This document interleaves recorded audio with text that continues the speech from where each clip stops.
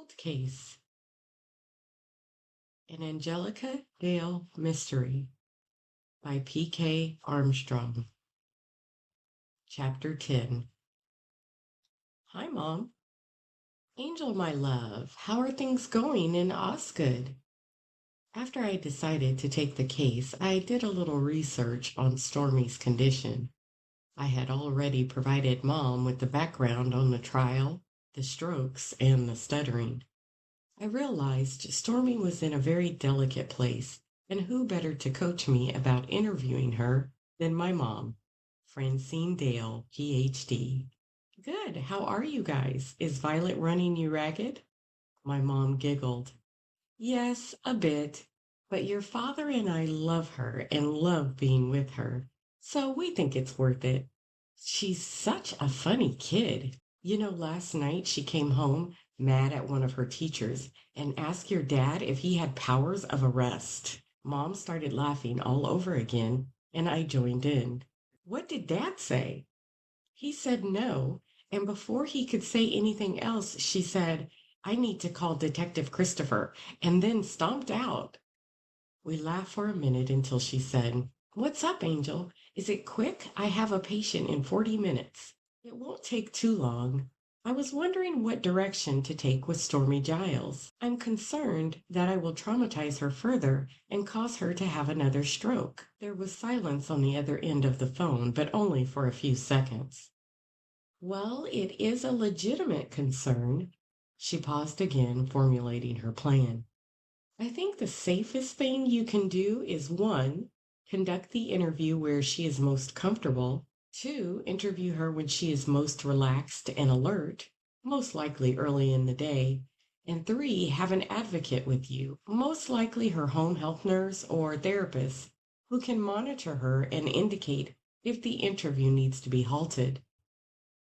In the end, Sandy had spoken with Stormie, and they had decided I would go see her early in the morning because her therapist had time, was nearby, and could get to the house in case Stormie needed support.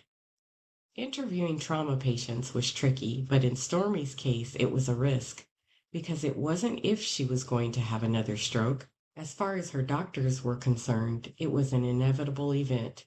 She had reduced her risk with diet, exercise, and some medications, but her chances of regression had increased since she was contacted by the podcaster and had a neurological episode.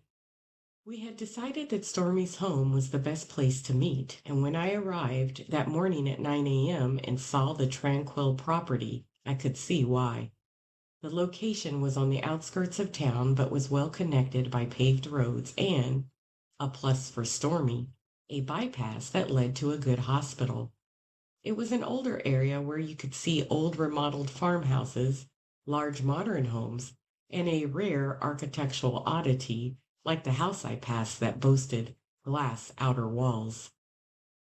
I drove down the long drive and stopped in front of Stormie's home that appeared to sprout from a grove of cottonwood trees whose outer branches had already begun to fade to fall. The small cedar cottage was almost covered entirely by the overhang of a large tree planted at one corner. Smaller bushes of perennials were set around the perimeter of the home, with reddish-brown pavers leading a path to the backyard. The dense mini forest and the large tree blocked out the little heat from the morning sun, and after I parked next to a small red sports car, I got out and quickly donned my jacket and scarf. I paused, noticing how the trees muted the sounds of cars on the bypass. The canopy diffused the light and created an ethereal scene. This must be beautiful in the winter, I mused. I had just shut the door when the front door to the house opened, and I got my first glimpse of Stormie Gyles. The woman that stood watching me wasn't an older imprint of the flashy party girl I had seen in the media photos. That girl would never have worn the dark leggings, fleece-lined boots, and oversized cashmere sweater with a shawl collar that she adorned now. Stormie crossed the porch and descended the 2 steps, her movements graceful. She paused, watching me carefully, and I smiled and closed the distance between us. I extended my hand. Miss Giles, I'm Angelica Dale. Thank you for seeing me. Stormy grasped my hand and gave it a firm shake. Hello. Please come in, she said with a small smile. She turned and I followed her up the steps and into her home. The interior of the trendy cabin matched its exterior in style. The front door opened up to a great room which, even on a cloudy day, was still infused with light from the clerestory windows. No paint had touched the light wood of the walls, and it glistened, free of dust. The sight impelled me to take a deep breath, and I was rewarded with the comforting scent of pine. To the left was a nice-sized kitchen with a large marble countertop bar and four stools. The deep blue-green cabinets with a gold trim were intrinsic to the log cabin's design. I was about to make tea. Would you like some? Stormy was giving me a knowing smile. Yes, I would love some, thank you, I smiled back.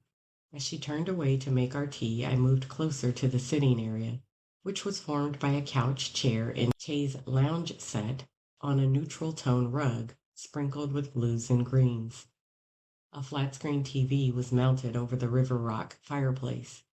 At the risk of being rude, I weaved between the furniture to stop at a large window that looked out over Stormy's picturesque backyard. Oh my, it's beautiful. Stormy gave me the smile again. Yes, I could see you feel the same as I. It's a sanctuary for me. The smell of the wood, the sounds of nature, and the natural light all seem to heal me, even when I'm at my lowest. I nodded, still a little awed by the scene set before me. The backyard had several large oak trees emerging from a carpet of grass, not quite bright green due to the beginnings of fall. A few steps from the back door was a covered outdoor kitchen living area. From my vantage point, I could see the rock path that I had noticed at the front of the house wound around the side up to the outdoor area and directly to the fireplace made from identical stones. The rest of the cover was built out of the same wood as the cabin. The stones were reused again as the base of a small bar countertop and the cabinet housing a sink and small grill top.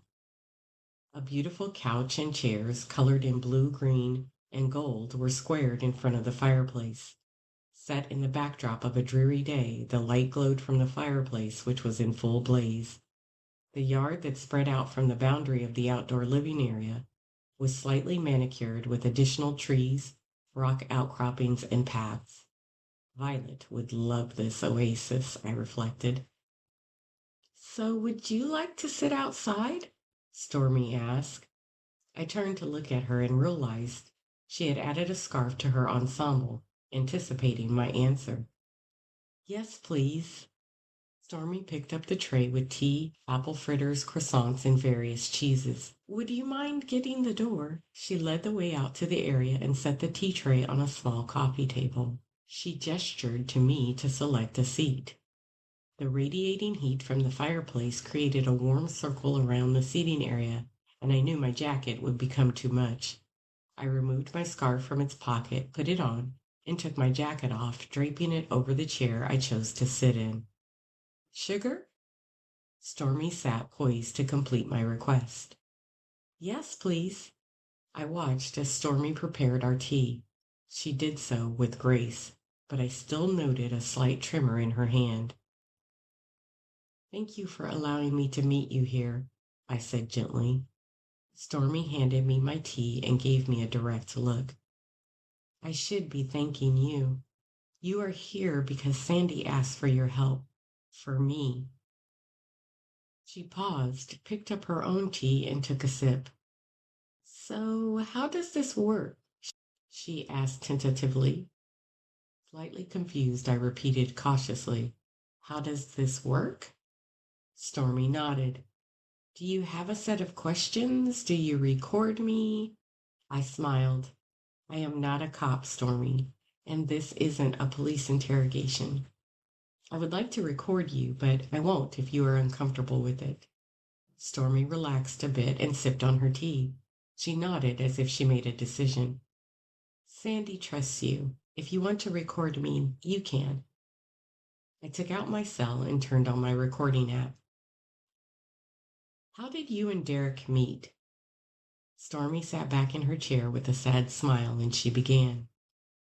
We met at a wedding between mutual friends. I was a bridesmaid and he was a friend of the groom's family. Truthfully, I thought he was a jerk when we first met. He was cocky, loud, and an obvious flirt. I didn't speak, but my eyebrows raised at the inevitable question. Stormy grinned. I know, I know. I shouldn't have even gone there, but he was so charming, and he knew just what to say to a woman. I was in my late 20s, young and stupid. I fell for him. You said he was a flirt, but did he have previous committed relationships? Stormy nodded vigorously. Oh, yes, several. She leaned forward a bit. I even found some of the things they left behind when I moved in with him 3 months later. She paused, leaned over, and placed some cheese on a warm croissant and took a bite. She chewed thoughtfully. It was good. At first, we were in love, and Derek had big plans. Plans? I encouraged. Yes, Derek's parents had left him money, but he wanted to make it big in business on his own. He had some successes with small pop-ups at fairs and special events, but Aspen was his first attempt at a permanent venue. Was it going well? It seemed to be, she replied, but then she hesitated. There are numerous difficulties when interviewing witnesses. Add 40 years to the equation, and you have the real possibility of a tainted witness.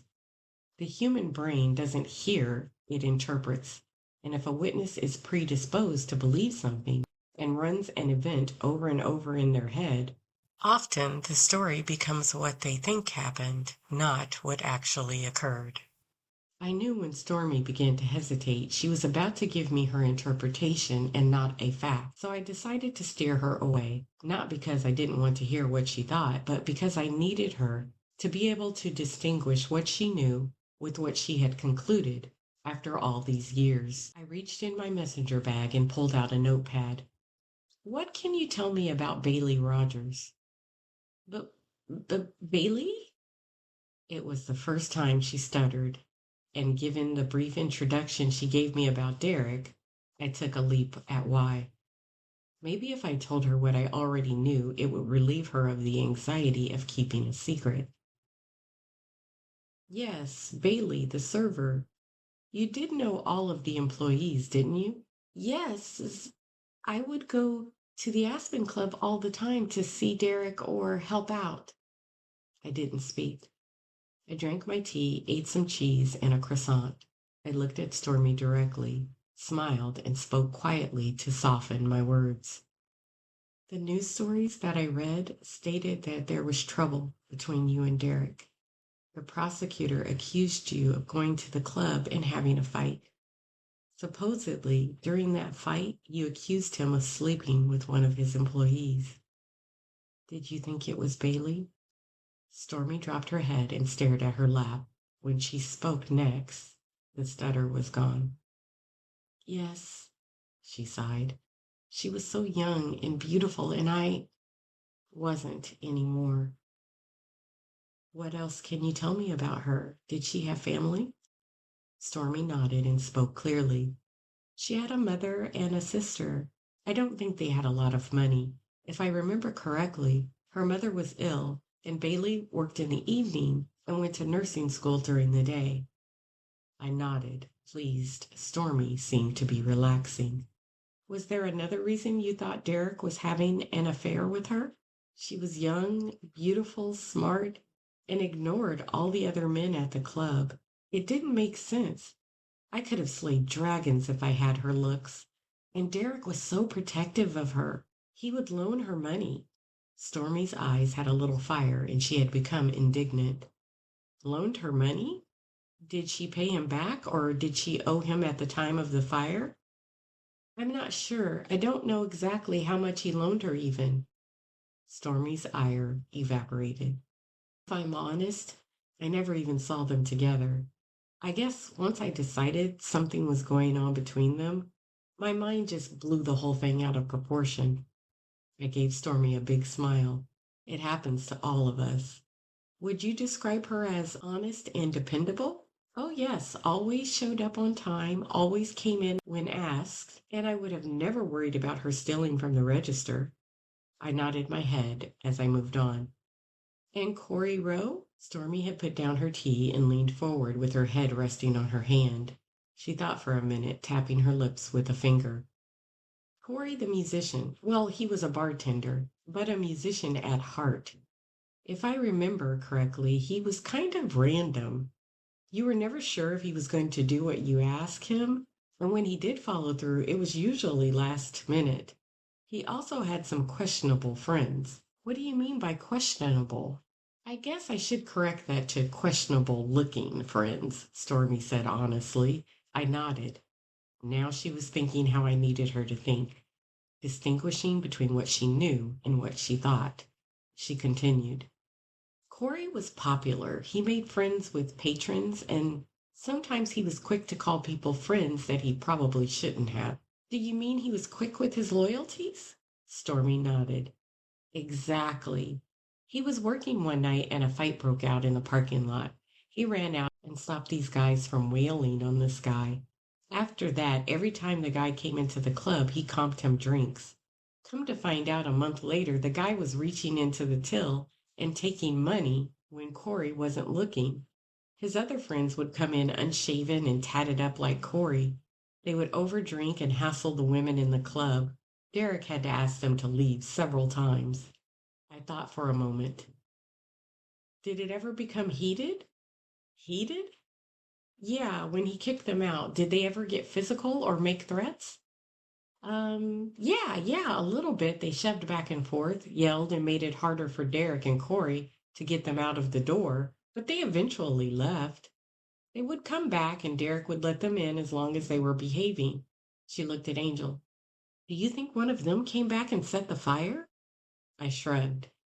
It's always a possibility. People usually sober up and see sense, but if they were drinking later and got riled up, they could have come back for revenge. I paused. Do you know the names of his friends, or do you know anyone who knew Corey I could ask? No, but I do know Corey's father lived in the area. Great. I noticed her energy waning. Do you need a break? Yes, that sounds like a good idea. I'll show you where the restroom is and make some more sandwiches. And maybe add some fruit? We resettled on the porch, made even more cozy by the light rain that had started to fall. The fire provided enough heat, and the crackling and hissing of the newly added wood amplified the backyard ambiance. We sat in silence for a while, listening to the sounds of the rain hitting the leaves and rocks. I looked at Stormy, and she had her eyes closed, taking in deep breaths and slowly stretching her fingers and her neck. You've taught yourself how to relax. It wasn't a question. I could see Stormy had harnessed her anxieties. My mom had always taught me that anxiety and nervousness were normal and could help me perform, whether on a test or a recital. Even as a cop, I had learned that I was in more danger when I was confident about my skills and abilities. It often caused a cop to make mistakes. So I learned how to take my anxiety and nervousness and use the adrenaline it produced to fuel my actions. It was hard and a never ending process. Some days I am better at it than others, Stormy replied honestly. So where were we? If you've finished with Corey, would you like to tell me about Sasha Johnson? Sasha Johnson, she shook her head and gave me a smile. She was something else. I was so intimidated by her. Why? Sasha was smart as well as pretty. She stood tall, confident, always knew what she wanted and how to get it. Nothing shook her. I envied her that. Did you get along with her? Oh, yes, everyone did. She knew how to read people and how to manipulate people to do what she wanted. And everyone still liked her? I said with surprise. Yes, because she didn't do it in a mean or overbearing way. Often she made you think it was your idea in the first place. Sounds advanced for someone so young. Yeah, she seemed mature beyond her years. She was a great hostess, and Derek also used her as a part-time assistant manager. If he needed to be away, he could count on her to run things. What was she like as a person? Stormy thought for a moment and then shook her head. She looked up at me with doubt on her face. You know, I don't know. She wasn't the type of person you got close to. She didn't share anything private. I don't even know if she had family or where she lived or where she was from. Like I said, she knew what she wanted. She was very ambitious. An incomplete thought flashed in my head. I paused, and this allowed time for Stormy to add another log to the fire. Did you never suspect anything more than business between Derek and Sasha? I asked directly. Stormy seemed genuinely surprised. Derek and Sasha? She laughed. I doubt it. He was more into the small, helpless, traditional beauty type. And when I say helpless, I mean a bit stupid. Sasha was too smart for him. She poured more tea, gestured to me, and poured more for me as well after I nodded. There was something in the way Stormy spoke about the female employees that had me on my guard. I couldn't put my finger on it. I felt the need to be alone, to think about what she had said, and possibly resolve the uneasiness, but I was never one to stop a witness when they were speaking freely. It was time I circled back around to Derek and the night of the fire. I looked at my watch and, noting I had been there all morning, thought maybe it was time for a break. I looked at Stormy, who had relaxed back into her chair, and decided to push through. Stormy, tell me about the week of the fire. Once again, she showed genuine surprise. The week? She asked carefully. I nodded. The fire was on April 6th, Saturday. Tell me about the week. So, Monday morning, April 1st, what would you have been doing? Stormy's face was full of consternation, but she quickly recovered and contemplated the question. Well, it was the end of the month, so it was always a scramble to get Derek organized and to the club for the books. And after he left for the day, what did you occupy yourself with? Well, well, Derek usually left around 10 a.m. I would attend jazzercise, finish around 11:30 a.m. I I'd run errands, groceries, cleaners, things like that. And then I'd go home to make dinner. I noted she began speaking in generalities, not necessarily confirming what she did that week. I decided to push a little. Is that how Tuesday through Friday, the week of the fire, went? I, I don't know. Probably, she shrugged. Stormy was obfuscating. I looked at her directly and waited. She gave a small shrug and then continued. I had a little volunteer project that I had started working on as well. Stormy's stutter was becoming more pronounced, and I wondered why. That sounds great. My parents encouraged me to volunteer at a young age. I tried to sound heartfelt and conversational so she would tell me without me asking a question. Stormy nodded. Did Derek didn't always need me at the club. So one day I was at the Bliss Cafe in Osgood Hotel and saw a group there. I heard them talking about animal cruelty. One of the members saw me listening and approached me after the meeting broke up. He asked if I was interested in joining COA, Citizens of Osgood for Animals, a group dedicated to protecting all creatures. So I decided to help now and then.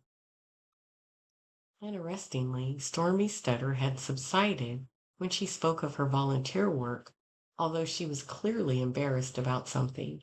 Her cheeks had reddened, and she wouldn't look me in the eyes. I decided to leave it alone.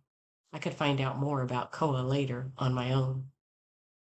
So did you meet Derek for lunch at all that week? She started shaking her head no, but then thought twice. She looked at me. No, wait, I did meet him for lunch on that Friday. He finished signing documents and asked me to come by Aspen and pick them up and take them to his accountant. We lunched at the club and then I delivered the envelope. How did Derek seem the day before the fire? A little more relaxed that the month-end financial close was complete, but truthfully, when he got home that evening, he seemed distracted. What makes you say that? He came home, brushed my cheek with a kiss, and went immediately to his office. I went in a couple of hours later and asked him if he wanted dinner, and he said no, that he had more work to do. But when I went in, he wasn't working. He was standing at the window, just looking out, staring into space. Did you ask him what was wrong? Stormy nodded vigorously. I did. He said business was down, but he thought he could turn it around. I nodded and worded my next question carefully. And the next morning, did it start as usual? Stormy looked at me, shook her head, and closed her eyes. She took a deep breath, and when she opened her eyes, they had glossed over with moisture. The next morning, Derek was gone before I woke up. She swallowed with difficulty, and tears began to fall. I leaned forward and took a napkin from the tray and handed it to her. She accepted it and gently blotted her eyes. The increasing rainfall seemed to meld with her tears, and we listened quietly as the droplets hit the patio cover. The fireplace still popped and crackled, and its glow seemed even brighter as the sky darkened with clouds. Stormy, is there something about that day that you didn't tell the police? Her head dropped, and she stared at her hands, wringing the paper napkin to shreds. Stormy, this isn't a judgment hour. I just need as much information as possible to get to the truth. What if the truth is bad? The worst has already happened. People have died. The truth may be difficult to say out loud, but it can't hurt you anymore. She sighed and her whole body shuddered. We had been fighting. I found out a few months before the fire that he had taken money out of my personal account and transferred it to the business account. He said some of the refurbishing at the club had gone wrong, and he had to lay out more cash than he budgeted. I think he was angry that I had been questioning him.